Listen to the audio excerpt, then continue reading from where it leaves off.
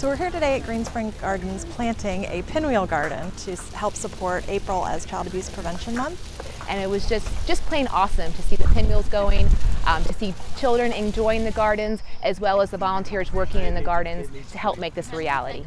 The pinwheel is really the symbol of a safe and healthy childhood. It's kind of a happy symbol. So we want that for all of our children, all of the children in Fairfax County. So we're raising awareness around the community through planting these pinwheel gardens at libraries, community centers.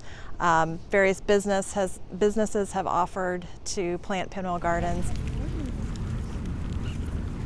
We think it's a wonderful opportunity to raise awareness for this very important cause.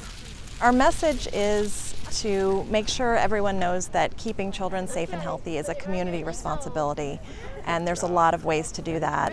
One is providing resources to parents, providing support to parents.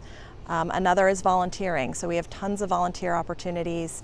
You can mentor a child, you can help facilitate a parenting education class, you can provide meals to a parenting education class. You could help train children on body safety, providing baby boxes for new parents.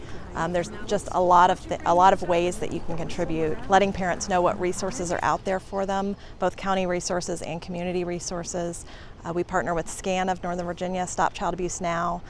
They're also doing pinwheel gardens throughout the community. Ladies garden. This is a garden that we designed to be exclusively really for 18-month-old to 5-year-old children. And it's all based on self-discovery. And the children can walk through the garden and explore all of the different elements, including one of the most important is a lending library where children can take a book and their parents have several benches and places they can sit on to read to their children. And then they can actually take the book with them if they want and then return it later. With the Fairfax County Libraries, we're doing the pinwheel gardens as well as resource tables. And so for the month of April, there will be resources available for parents and community members at the libraries.